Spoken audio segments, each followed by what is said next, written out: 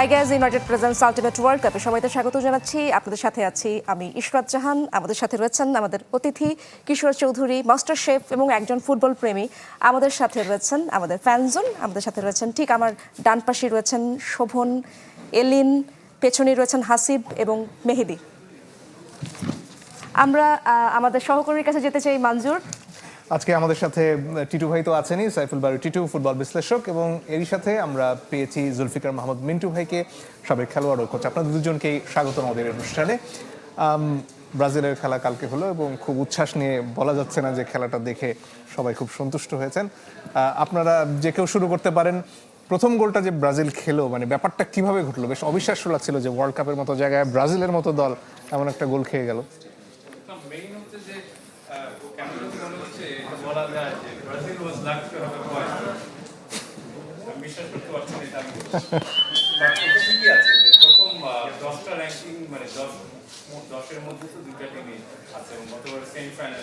আচ্ছা টিটু ভাই, আপনার সাউন্ডটা শুনতে বোধহয় একটু অসুবিধা হচ্ছে, আমরা এটা ঠিক করার চেষ্টা করছি।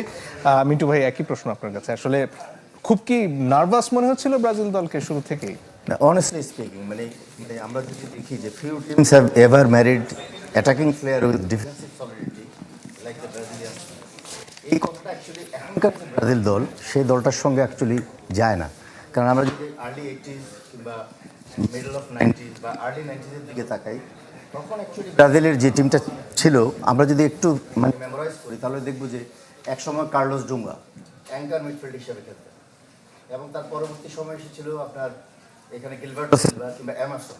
তার সঙ্গে যদি দেখেন আপনি মিডফিল্ডের ক্রিয়েটিভিটি, এবং একটা সময় রিভালদো কিংবা রোনালদিনিও কিংবা কাকা, এই ধরনের ক্রিয়েটিভ মিডফিল্ডার কিন্তু এখন ব্রাজিল দলে নেই।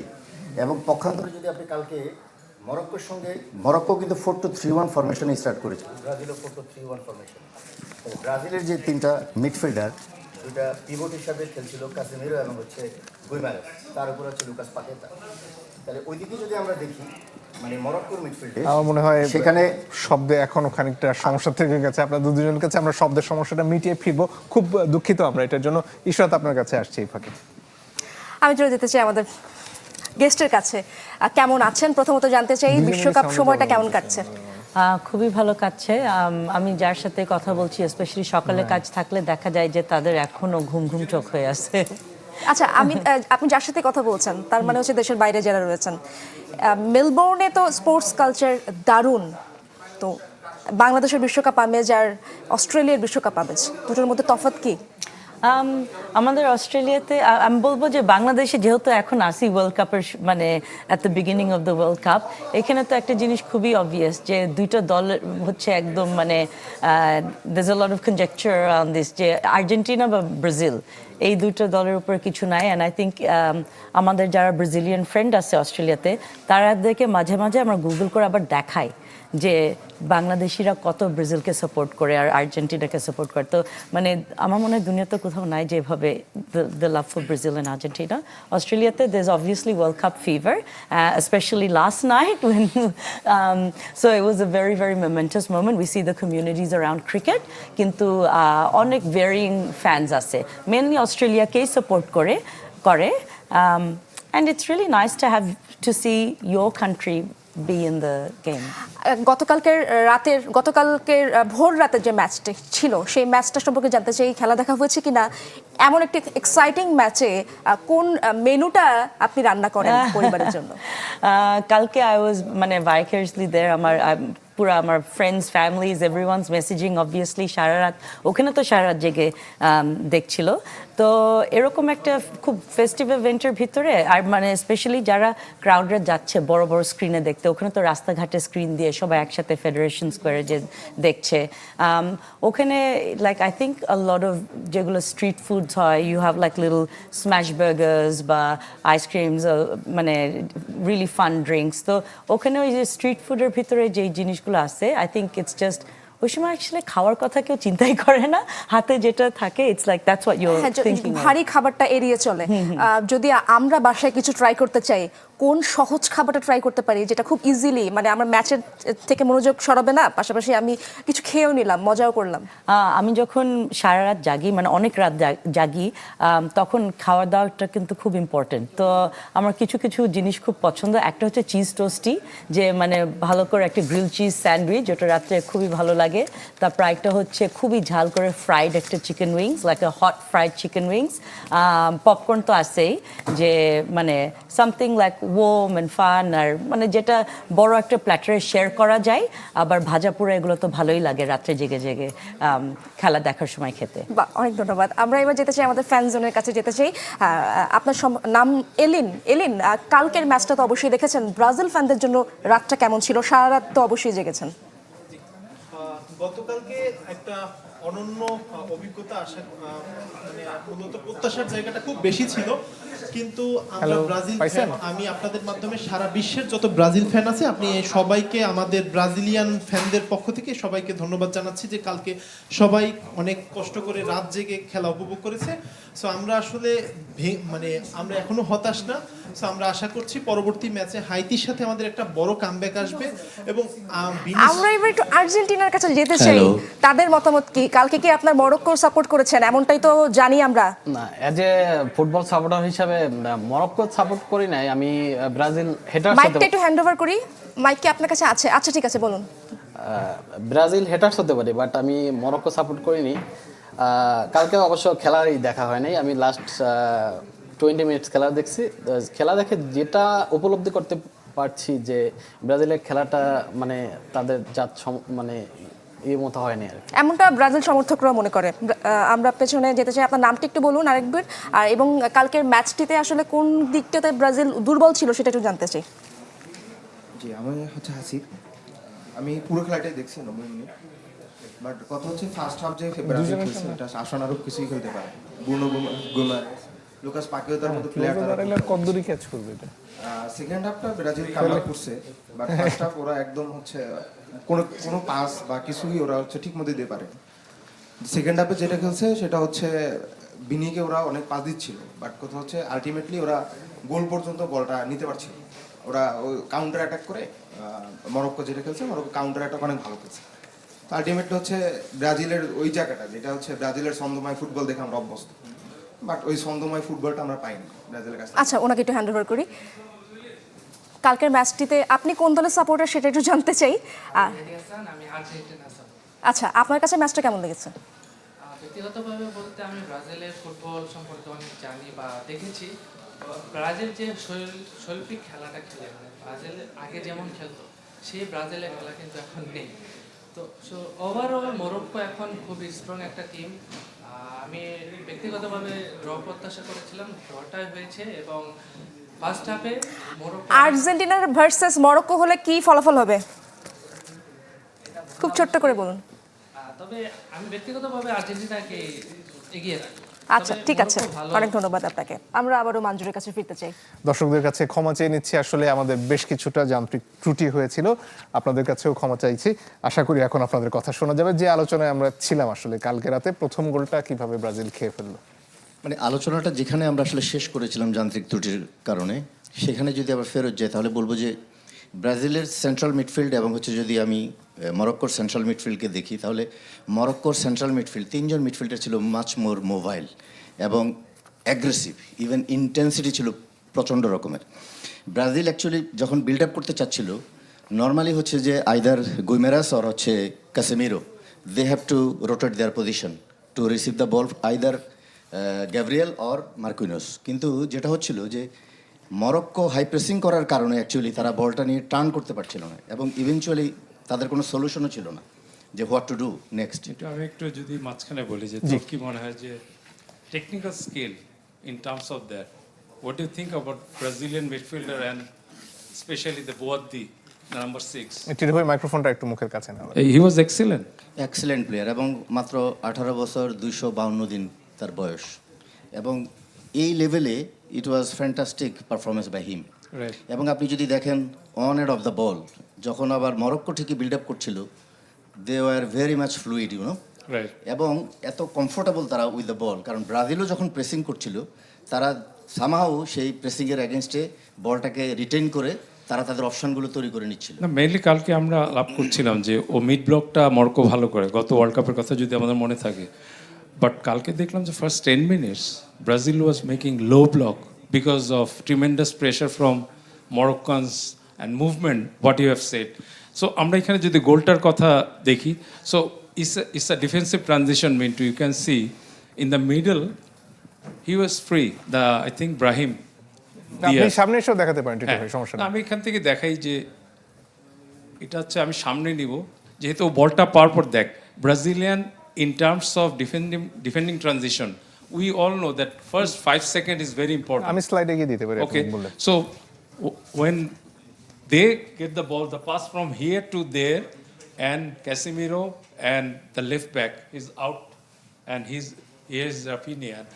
See, তোর মাঝখানে যে দুই সেন্টার ব্যাক তাদের মাঝখানে যে বিশাল একটা ফাঁকা জায়গা যে রানটা করার সুযোগটা পাইলো, এইটাই কিন্তু মেইনলি দিয়েছে। পরের ইয়েটা এখানে যেটা আপনি বললেন যে মানে এত ফাঁকা কিভাবে হলো, ডিফেন্সিভ কারণটা কি? ট্রানজিশনে যখন হচ্ছিল, এটা অনেকবারই হচ্ছিল। ব্রাজিল অনেক কম্পারেটিভলি যদি বলি মরক্কোর চেয়ে কিন্তু অনেক পিছিয়ে ছিল ডিফেন্সিভ ট্রানজিশনে, এবং এখানে আপনার গ্যাব্রিয়েল এবং মার্কিনোস এই দুজনের মাঝখানে কিন্তু একটা বিরাট স্পেস ছিল, রাইট।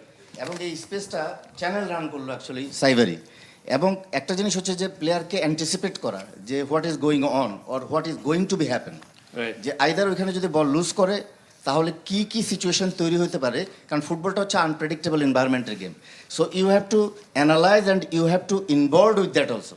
সো এইখানে যে রানটা করেছিল সাইভেরি, কিন্তু আমার আরেকটা কোশ্চেন এখানে আপনার কাছে, যে সেটা হচ্ছে যে অ্যালিসন বেকার ওর কি তার কি কিছু করার আসলে ছিল কিনা? আসার প্রয়োজন ছিল কিনা, এটাও একটা কোশ্চেন। ইয়েস, আই থিঙ্ক যে গোলকিপারদের কনসিডারেশন থাকা উচিত যে we should give some benefit of doubts to the centre backs, the last man, if he can just tackle the ball or do something. But what about the finishing from সাইবেরি? Excellent finishing, এবং হচ্ছে যে decision and decision alternate decision, Right. এটা হচ্ছে tactical behaviour একটা প্লেয়ারের। যখন আপনি এই ধরনের সিচুয়েশনে থাকবেন, যে ফুটবল হচ্ছে একটা মাল্টি ডাইমেনশনাল গেম, মুহূর্তের মধ্যে আপনাকে ডিসিশন নিতে হচ্ছে, এবং কখনো কখনো সেই ডিসিশন থেকে আরেকটা ডিসিশনে আপনাকে সুইচ করতে হয়। So it was fantastic decision by him. So, আমরা যদি মরক্কোর গোলটাতেও চলে যাই, একটা সেকেন্ড, শুধু অ্যালিসন যদি পিছিয়ে থাকতেন, সামনে না গিয়ে আসতেন, তাহলে কি হতো? সো ওইটাই বলছি যে আমরা একটা শেষ কিছু করার একটা অ্যাডভান্টেজ আমরা দিতে পারতাম with the two the centre সেক্ষেত্রে ব্যাক, এগিয়ে আসাটা ভুল হয়েছে অ্যালিসনের। most probably in that situation. But it's all mistakes starts from the midfield because all the players, সব প্লেয়াররা defensive transition was not ready and not quick. যাই ও যেটা বলছিল মিন্টু, যে movements was so much quicker than Brazil midfielders. So ওইটি আসলে ইয়ে করেছে। আর আরেকটা জিনিস যে টিটু ভাই আমি ইন্টারাপ্ট করি, যে আপনি যখন একটা লো ডিফেন্সিভ ব্লকের অ্যাগেনস্টে খেলবেন, সেখানে একটা জিনিস ট্যাকটিক্যাল যে নেসেসিটি, যে সিকিউরিটি, যে আপনি যদি বল লুজ করেন দেন ফার্স্ট আপনাকে প্রোটেক্ট করতে হবে যে opponent definitely counter attack launch করবে। আমরা যেটা বলি countering the counter attack. Counter attack, exactly. ভিনিসিয়াসের সো গোলে ভিনিসিয়াসের কথা বলবো, এটাও খুব মানে যদি আমরা দৃশ্যটা দেখি, right this moment two defenders are defending Vinicius, one is pressing, one is covering, but after that Vinicius pass the ball to the player in here, maybe Guimaraes, এখানে না, হ্যাঁ এখানে চলে আসছে এখানে পাসটা। আসলো। তো তখন হয়েছে কি, তখন যে দুইজন first defender and second defender was there with Vinicius, তারা এখন একটু স্প্লিট হয়ে গেছে, এবং স্প্লিট হওয়ার কারণে যেটা হয়েছে, এই পাসটা এখান থেকে খেলা গিয়েছে ভিতরে ভিনিসিয়াসের কাছে। এখন ভিনিসিয়াস যখন বলটা পেয়েছে, এখন কিন্তু একটা ডিফেন্ডার অনলি উইথ হিম, আরেকজন কিন্তু এ কিন্তু চলে আসছে তখন ভিতরে, ওই একটা পাস মানে ইন্টারচেঞ্জ হওয়ার কারণে। এবং সেখানে তো এখানে দুজন খেলোয়াড় ছিলেন, তাকে পাস করাটা কি স্বাভাবিক ছিল না? সেখান থেকে যে শটটা নিলেন এখানে কিন্তু well covered by the defenders, Brazilian 2 players, they are 3, so they make overload in here in defending, এবং ওইখানে ওরা গিয়েছিল, এবং এইখান থেকে এখানে পাস দিয়ে গোল হওয়ার চান্সটা হচ্ছে ভিনিসিয়াস যেটা করেছে, ওইটাই ছিল ওই মুহূর্তের ডিমান্ড। সহজ ছিল না তো এই অ্যাঙ্গেল থেকে। হ্যাঁ, ওর এই ড্রিবলিংটা তো হচ্ছে ওর সহজাত একটা ব্যাপার, সে সবসময় করে, এবং এইখানে সে জাস্ট অ্যাঙ্গেলটা দেখেন, ইট ওয়াজ সো ন্যারো, খুবই ন্যারো একটা but জায়গা the থেকে। kick was tremendous. I mean, দেখার মতো একটা this goal. is the player, you can take it to the next round and knockout phase, even if you want, you can say semi-final, final. Because this kind of mastery we needed for team like Brazil. Mintu ভাইয়ের কিছু যোগ করার আছে এই গোলের ব্যাপারে? Definitely এটা হচ্ছে ওর ন্যাচারাল কোয়ালিটি অ্যাকচুয়ালি। আপনি যদি রিয়াল মাদ্রিদ ওর খেলা দেখেন তাহলে এই ধরনের সিচুয়েশন থেকে এই ধরনের গোল করার মানে অভ্যাস তার কিন্তু রয়েছে। আর আরেকটা জিনিস হচ্ছে যে ডেফিনেটলি টিটু ভাই যেটা বললেন যে ফুটবল হচ্ছে একটা team game rather than individual game, but sometimes individual brilliance can make the difference, এবং এটা হচ্ছে একটা তার এক্সাম্পল। কিন্তু ব্রাজিলকে অ্যাকচুয়ালি এখন আরও বেশি কনসেন্ট্রেট করতে হবে, কারণ গ্রুপের যে এখন পজিশন সেখানে অলরেডি কিন্তু স্কটল্যান্ড 3 পয়েন্ট নিয়ে টেবিল টপার, এবং নেক্সট ম্যাচগুলো তাদের জন্য কঠিন হবে। কিন্তু সলিউশন যেটা একটা বের করতে হবে যে মিডফিল্ডে অ্যাকচুয়ালি গুইমেরাস, কাসেমিরো এবং হচ্ছে লুকাস পাকেটা আর দে মানে capable to deal with the next future opponent. I want to ask, ওকে একটা জিনিস জিজ্ঞেস করি, এটা আমি জানি না নোটিস করেছিস কিনা, সেটা হলো যে I have never seen in my life যেটা অ্যাঞ্চেলোটি করেছে। লাস্ট মোমেন্টে দুই winger Raphinha and Vinicius becomes true striker and Cunha and Endrick was covering two wings. So he tried everything. আমার মনে হয় যে ওরা দুইজন যদি কোনো কিছু একটা করে টু স্কোর এ গোল, তো এটা খেয়াল করেছিস কিনা? ডেফিনেটলি এটা সে আসলে তার সর্বোচ্চ চেষ্টা করেছে, এবং ইভেন্চুয়ালি হাফ টাইমের সময় আপনি দেখেন ফাবিনিওকে ইন্ট্রোডিউস করেছিল because Casemiro was looking very tired, এবং একটা ইয়েলো কার্ড, অনেক ইয়েলো কার্ড, কারণ আরেকটা ইয়েলো কার্ড হলে 10 জন it's very difficult to deal with the team, যেটা ইবানেস ছিল, এবং ওকে এই জন্য ড্যানিয়েলোকে আনা হলো।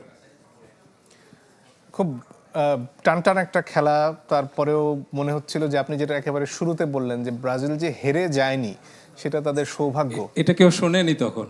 শুনেনি না। আচ্ছা, তাহলে এই জন্য আবার মনে করিয়ে দিলাম। কিন্তু এর পরের যে শটগুলো তারা নিয়েছে সেইগুলোতে ফিনিশ কেমন ছিল, যেগুলো আসলে গোল হলো না? ওকে, ফার্স্ট হাফে যেটা ছিল অ্যাকচুয়ালি, সেকেন্ড হাফে যে পাসটা দিয়েছিল ভিনিসিয়াস রাফিনিয়াকে, we expect better finishing from Raphinha. মনে আছে ওইটা, যেটা বাম্পায় মারলো, গড়ানো শট, বনো ধরে ফেললো। অ্যাবসলিউটলি, এবং ইভেন্চুয়ালি মানে আপনি ধরেন ব্রাজিল গোল করার আগে, এটা সম্ভবত 16 মিনিটের ঘটনা, ভিনিসিয়াস জুনিয়র একটা ক্রস করেছিল এবং Igor Thiago, it should have been scored, এবং ওই সময় যদি এটা গোল করতে পারতো, বিকজ তার মানে মিস টাইমিং ছিল অ্যাকচুয়ালি, সে আগেই জাম্প করে ফেলেছিল, এবং ওই গোলটা করতে পারলে হয়তো খেলার মানে সিনারি অন্যরকম হতে পারত। এবং এই জন্যই মনে হয় এখানে ভিনিসিয়াস ওকে ক্রস করে নাই। এক্স্যাক্টলি, এই জন্য ও ট্রাই করেছে, because the he is right, যে ক্রসটা ছিল just tap in with the head and he missed it.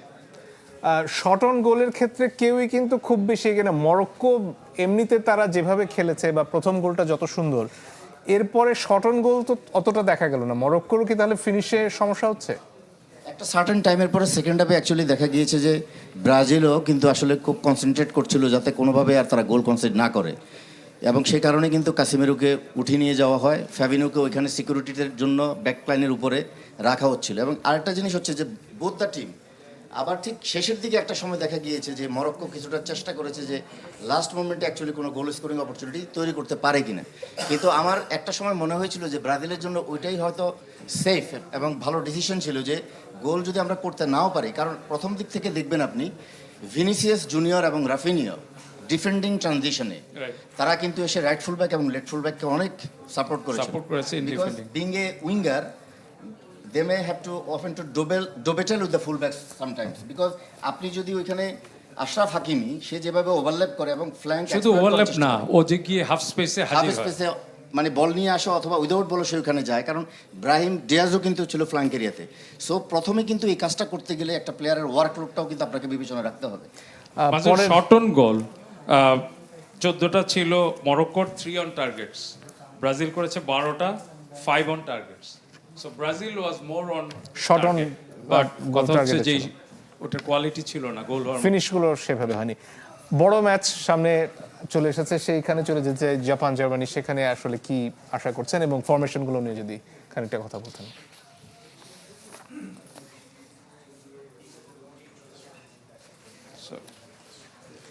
Mainly হচ্ছে যে আমরা যদি প্রথমেই এখানে স্পেনে যদি আসে, আমরা যদি ইন পজিশন আমরা দেখি জার্মানির, যদি এই টিমটাই খেলে আমরা ধরে নিচ্ছি, সো ওদের 3+2 বিল্ড আপ সবসময় করে ওরা, যে ডিফেন্সের থেকে 3+, centre back split wide, Kimmich inverse from right back to centre midfield, creating overloaded midfield, এবং কিমিক রোল হচ্ছে mainly right back tucks into centre midfield, এটা ও ম্যাক্সিমাম টাইম করে, generates 3 versus 2 numerical advantage in the midfield, but ওভারলোডের কথা বলতে পারি। And Musiala half স্পেসে থাকবেই, ওর অনেক ট্রিকি প্লেয়ার, ওর কাজগুলি ও করবে এখানে। এবং কাই হ্যাভার্টসের ফর্ম আমরা জানি, চ্যাম্পিয়ন্স লিগের গোলটা যে করলো ওটা দেখার মতো ছিল। অ্যান্ড ওয়াইড ওভারলোডস আমরা জানি, ব্রাউন ওভারল্যাপ করে লেফট সাইড দিয়ে, and Sane creates 1v1 in the right channel. So অ্যাটাকিংটা তাদের এরকমই থাকে, অ্যান্ড ডিফেন্ডিং এটা আজকে কতটুকু করতে হবে অত জানি না আমি, কুরাসাওয়ার সাথে তো খেলা, new team, I think coach is the star in that team. So আমরা দেখবো আর কি যে কি জাপানের ফরমেশন যদি দেখান। আমরা কুরাসাও নিয়ে তাহলে দেখবো না, আমরা নেদারল্যান্ড দেখবো, জাপানে চলে যাই। হ্যাঁ জাপানে চলে যাই আমরা। সো জাপান যেটা 3 সেন্টার ব্যাক পজিশন, এবং ওদের ফরমেশনটা যদি 3-4-2-1 এরকম করে, তো দেখা যাবে Itakura ডিকটেটস tempo as the progressive, but আমি জানি না এখনো ও কে কে খেলবে, একদম নট শিওর আগের থেকে, এটা প্রবাবল একটা line up. So ball playing centre back আমরা বলা যাবে ওকে। উইং ব্যাক উইথ থাকবে যে Nakamura and one stretches Netherlands defensive shape wide open, they will try, and dual number 10s যদি কুবো এবং ইতোর কথা বলি, they will play like that. এবং কুবোস ম্যাজিক যেসে cuts inside from left on the right foot, Japan's chief chance creator, okay যদি আমরা ধরি। এবং জাপানের মেইন কম্প্যাক্ট রোটেশনস হচ্ছে short triangles in midfield to progress versus Dutch defensive block, এটা তাদের একটা হবে। এবং এই ম্যাচে যদিও আমরা নেদারল্যান্ডকে এগিয়ে রাখবো, বাট জাপানকে কনসিডার করা হচ্ছে একটা ডার্ক হর্স হিসাবে, এশিয়ার থেকে প্রথম ডার্ক হর্স আমরা যদি বলতে পারি। আরেকটা জিনিস হচ্ছে যে টিটু ভাই, আমি এটার সঙ্গে অ্যাড করতে চাচ্ছি যে আপনি যদি লাস্ট ওয়ার্ল্ড কাপে দেখেন, সেই ওয়ার্ল্ড কাপে কিন্তু জাপান, জার্মানি এবং স্পেনের মতো দলের গ্রুপে ছিল, এবং সেখান থেকে কিন্তু তারা রাউন্ড অফ 16 কোয়ালিফাই করেছিল। এবং সেই ওয়ার্ল্ড কাপেও কিন্তু তারা 3 ব্যাকস নিয়ে খেলেছিল, এবং তখন তাদের ফরমেশনটা 3-4-3 ছিল।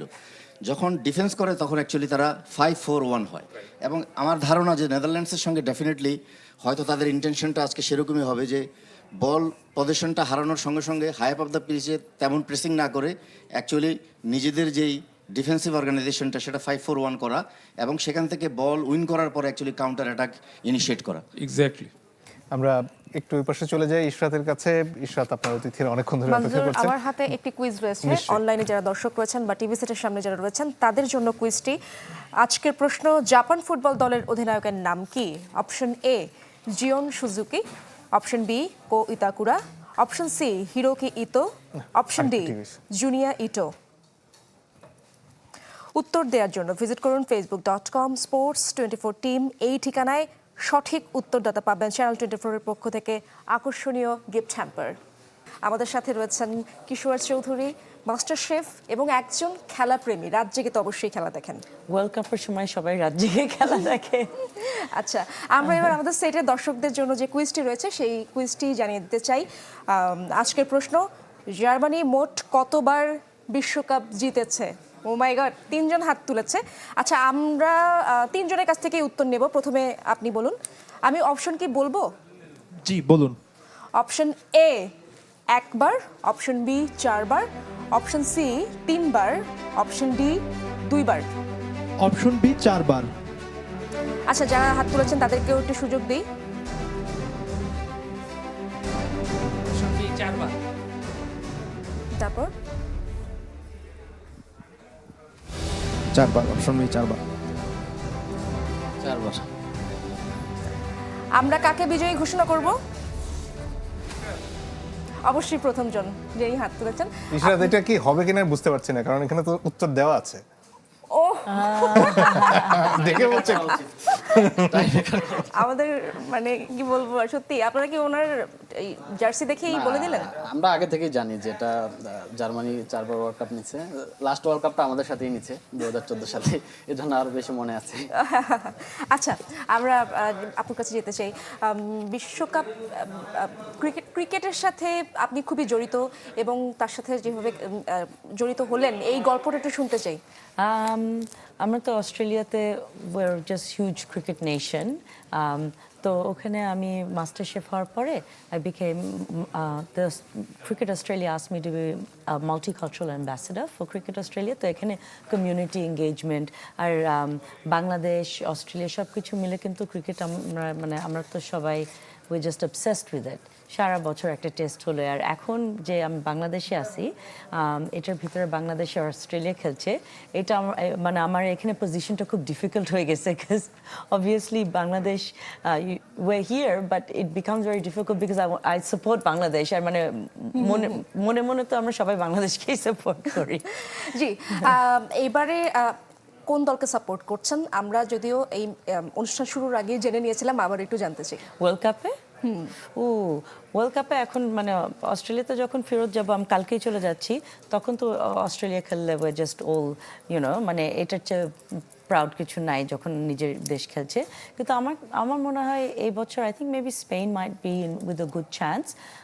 Obviously there's the South American teams, but France, Germany সবসময় very strong players, but I think Spain might have a good run. অস্ট্রেলিয়াতে ফুটবলকে কেন সকার বলা হয়, কেন ফুটবল বলা হয় না? আমাদের নিজেদের ফুটবল আছে, তো আমাদের ফুটবলের নাম হচ্ছে the AFL, so the Australian football league. তো ওটাকেই আমরা ফুটবল মনে করি, আর সকারকে আমরা সকারই ডাকি। আমরা আবারও গল্পে ফিরবো, আমরা মঞ্জুরের কাছে ফিরতে চাই। মিন্টু ভাই, আপনার কাছে প্রশ্ন হচ্ছে, নেইমার কালকে ছিলেন না, নেইমার থাকলে কি ভিন্ন কিছু হতো, বা নেইমার যখন আসবেন তাতে কি ব্রাজিলের চেহারাটা পাল্টে যাবে? এখানে একটা জিনিস হচ্ছে যে একটা ট্রানজিশন সময়ের ভিতর দিয়ে যাচ্ছে নেইমার। কারণ হচ্ছে যে আপনি যখন একটা বড় ইনজুরিতে পড়বেন, ইনজুরির পরে এখন সে অ্যাকচুয়ালি রিহ্যাব প্রক্রিয়ার ভিতরে রয়েছে। সুতরাং এই রিহ্যাব প্রক্রিয়ার ভিতর থেকে যখন আবার সে কম্পিটিটিভ ম্যাচ খেলার জন্য আসবে, সেখানে অফকোর্স একটা বড় চ্যালেঞ্জই থাকে হচ্ছে পারফর্ম করা, এবং এটা কিন্তু খুব সহজ একটা কাজ না। এবং তারপর একটা জিনিস হচ্ছে যে টপ ক্লাস প্লেয়ার, এবং এই সিচুয়েশনে এখন ব্রাজিল টিমের যে অবস্থা, আপনার গ্রুপের অন্যান্য ম্যাচগুলোও কিন্তু এখন তাদের জন্য কঠিন হয়ে আসবে। সুতরাং ওইখানে আন্ডার প্রেশারে এবং ইনজুরি রিকভার করার পরে মাঠে এসে পারফর্ম করা, এটাও তার জন্য একটা বড় চ্যালেঞ্জ। সো আমি মনে করি যে এটা খুব একটা সহজ কাজ হবে না। টিটু ভাই, গ্রুপ পর্বে কি নেইমারকে পাওয়ার কোনো সুযোগ আছে বলে মনে হয়? আমি জানি না, এটা তো আসলে টিমের ফিজিও ডক্টরস তারা হয়তো ডিসিশন নেবে অ্যান্ড কোচ। বাট আমার কাছে মনে হয় যে নেইমার কিন্তু ওই হাইটটাই যেতে পারে না যেটা মেসি রোনালদোকে আমরা ধরি। আমরা একসময় চিন্তা করতাম he will be there also, Ballon d'Or ওর ওই ধরনের পুরস্কার। তো এটা হচ্ছে ওর জন্য আসলে এটা একটা বড় চ্যালেঞ্জ, এবং আমরা জানি actually as a footballer we played football, so how it feels for him, ফিলিংসটা ওর ভিতরে যে ব্রাজিলের বেঞ্চে বসে আছি, খেলতে পারছি না, he wants to contribute. But এটা হচ্ছে যে ডিপেন্ড করবে অপোনেন্ট কাদের সাথে নেক্সট ম্যাচ, তারপরের ম্যাচ কাদের সাথে, যেটা মিন্টু বললো, it will be very very calculative decision you have to take, যে নেইমারকে দিব কিনা। কারণ এন্ড্রিক নেমে যে খেলাটা খেললো, আমার মনে হচ্ছে যে he can be in the first 11। So Neymar আসবে কি আসবে না, এটা আমরা বলাটা এই মুহূর্তে বেশ কঠিন। জার্মানির খেলার প্রসঙ্গে ফিরে আসি। এই মুহূর্তে আসলে তাদের দলের যে অবস্থা, তাদেরকে সব মিলিয়ে এই গ্রুপে টপ করা কি তাদের একেবারেই অবশ্যম্ভাবী, নাকি সেখানেও খানিকটা সংশয় রয়েছে? ওয়েল, লাস্ট ওয়ার্ল্ড কাপ থেকে আমরা যে শিক্ষা নিয়েছি সেটা হচ্ছে যে anything can happen, first match হেরেও চ্যাম্পিয়ন হওয়া যায়। সো ওইটা চিন্তা করলে বলবো, but Nagelsmann is there, so ও একটা সবচেয়ে ইয়াংগেস্ট কোচ আই থিঙ্ক এই বিশ্বকাপের। তো ও গত বছর যেভাবে ইউরোতে আমি দেখেছি ওর হ্যান্ডলিং, টিম হ্যান্ডলিং যেভাবে ছিল, এবং ফ্লোরিয়ান বার্ডস এই ধরনের যে প্লেয়ারগুলিকে হ্যান্ডেল করা, প্লাস তখন ক্রুজ ছিল, তো আমার মনে হয় যে তাদের জন্য টপ করাটা স্বাভাবিক। আমার কাছে মনে হয় এই যে গ্রুপে আছে। মিন্টু ভাই, জার্মানির ব্যাপারে আপনার পর্যবেক্ষণ? একটা জিনিস হচ্ছে যে ফার্স্ট ম্যাচটা প্রত্যেকটা দলের জন্য কিন্তু ইম্পর্টেন্ট। যদিও কোরাসাও ওই রকম this is the first time তারা ওয়ার্ল্ড কাপ খেলছে, এবং জার্মানির কথা যদি বলি তাহলে গ্রুপের অন্য দুটো টিমকেও কিন্তু কনসিডারেশনে রাখতে হয়। একটা হচ্ছে যে আইভরি কোস্ট, আর একটা হচ্ছে ইকুয়েডর, এবং Ecuador is a very tough team. এবং আইভরি কোস্টের কথা যদি বলি, যে তারা ফ্রেন্ডলি ম্যাচে ফ্রান্সকে হারিয়েছে। সো গ্রুপে অ্যাকচুয়ালি কিন্তু এত সহজ হবে বলে মনে হয় না আমার কাছে। কারণ আপনি এখানে আরেকটা জিনিস আমরা হয়তো চিন্তা করতে পারি, যে আপনার একটা 3টা টাইম জোনে খেলা হচ্ছে। ইভেন ইউএসএতে এখন যেই ওয়েদার কন্ডিশন, এই কন্ডিশনগুলোও কিন্তু অনেক ক্ষেত্রে কিছুটা সমস্যা তৈরি করছে।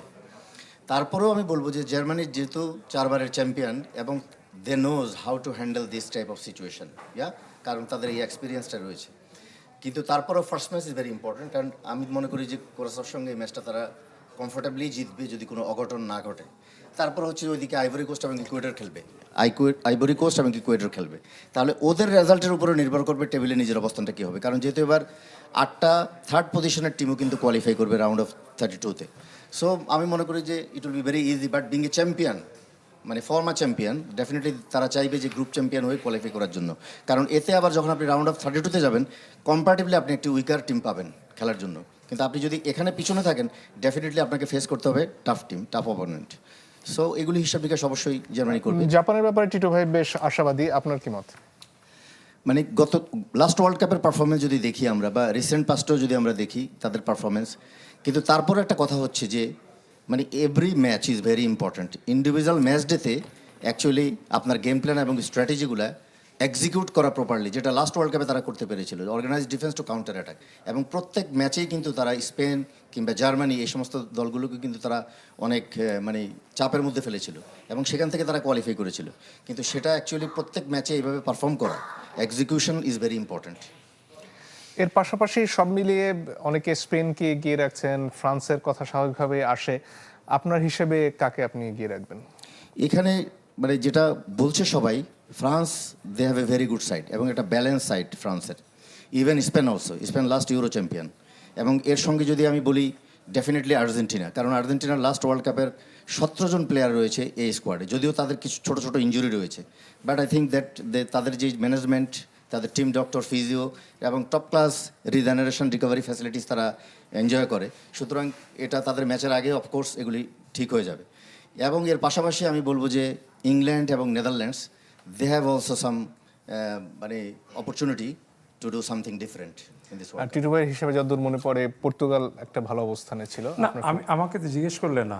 আমার যেটা হচ্ছে, আমি চাই স্পেন ফ্রান্স একটা সেমিফাইনাল, আরেকটা ব্রাজিল আর্জেন্টিনা। সমস্যা আছে? এখনকার যে অবস্থা দেখলাম কালকে রাতে, অতদূর নিচ্ছেন ব্রাজিলকে? অফকোর্স, হারে নাই তো প্রথম ম্যাচ। সো আমি মনে করি আসলে যে এই টুর্নামেন্ট পারফরমেন্স নির্ভর করবে যেগুলি আমরা বললাম প্রথম দিন, সব কিছুর মধ্যে। তার মধ্যে climate, recovery of matches and jet lag আসবে যখন ইস্টার্ন দিকে যাওয়ার, এটাও জেট ল্যাগে হইতে পারে কারণ অনেক ডিস্টেন্স। তো এগুলি ম্যানেজ করে, এবং your bench, your subs, your depth in the bench, এই জিনিসগুলি যে টিমগুলি থাকবে, they can go all the way. আর কাতারের ম্যাচের প্রসঙ্গে মনে হয় গোলটার ব্যাপারে আপনার স্লাইড আছে, এটা যদি একটু দেখানোর সুযোগ থাকে আমাদের।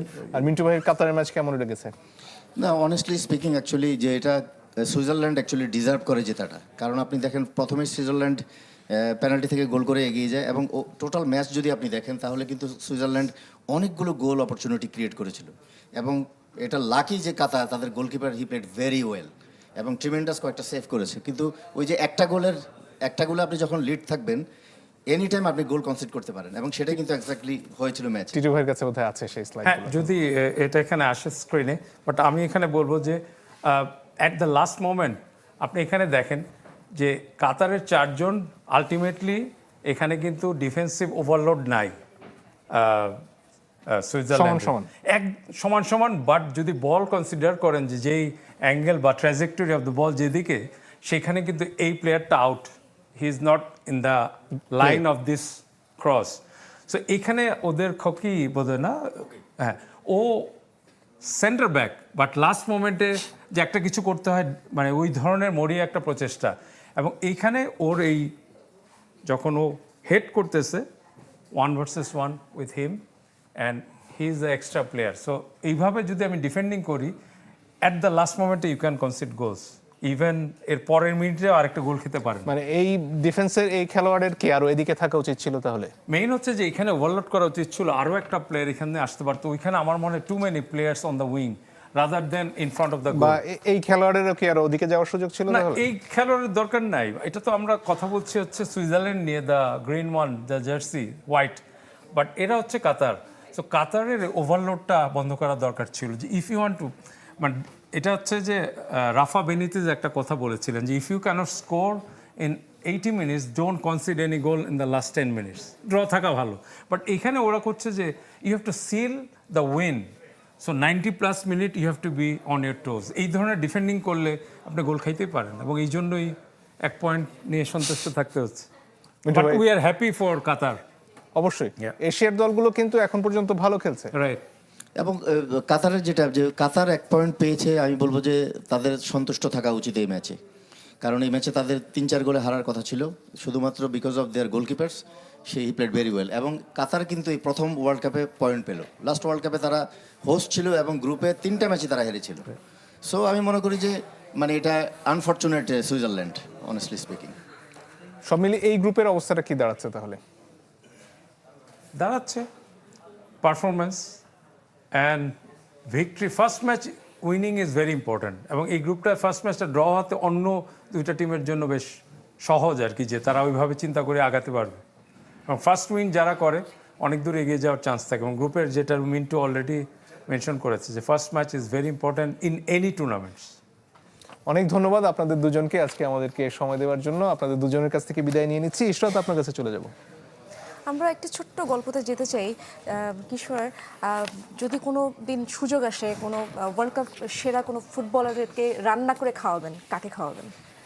ফুটবলারদের ডায়েট খুব রেস্ট্রিক্টেড হয়, সো হয়তো ওয়ার্ল্ড কাপের ভিতর না, কিন্তু maybe Mbappe. He is just a really কুল এবং পার্সোনালিটি। কি রান্না করে খাওয়াবেন সেটা কি বলা যাবে, বা ভেবেছেন কিনা কখনো? আমি তো অনেকজনকে মানে বাঙালি খাওয়ার রেঁধে খাওয়াই, যে এখানে you wouldn't expect that they would like like that food. So definitely এমবাপ্পেকেও খাওয়াতে ওটা ইচ্ছে করবে। সরি। আচ্ছা, আর আমরা দেখতে পাচ্ছি স্মোক রাইস ওয়াটার, এটা কি একটু ছোট্ট করে গল্পটা বলা যায়? এখানে কি ভাত, ডাল, আলু ভর্তা, বেগুন ভর্তার কথা আছে? Smoke rice water was my finale dish on MasterChef. তো এটা I'm so sorry. তো মানে পান্তা ভাত যখন রাঁধছিলাম মাস্টার শেফে, I called it smoke rice water. তো আমার মনে হয় ওখান থেকে there was a lot of interest about Bangali food. I'm gonna start cooking again. Okay, আমরা এমবাপ্পেকে এটা খাওয়াতে চাই, তাই না? কি বলেন? আমরা পান্তা ভাত খাওয়াবো। আমরা এবার আমাদের অতিথিদের বা আমাদের ফ্যানজনকে একটু গিফটগুলোতে হাত তুলে দিব। নিচে এগুলো না? Oh, thank you. Thank you. Thank you. দর্শক, আজ এখান থেকে বিদায় নিতে চাই। Ideas united presents ultimate world কাপে আজ এ পর্যন্তই। আবারও একই সময় দেখা হবে চ্যানেল 24 এর পর্দায়।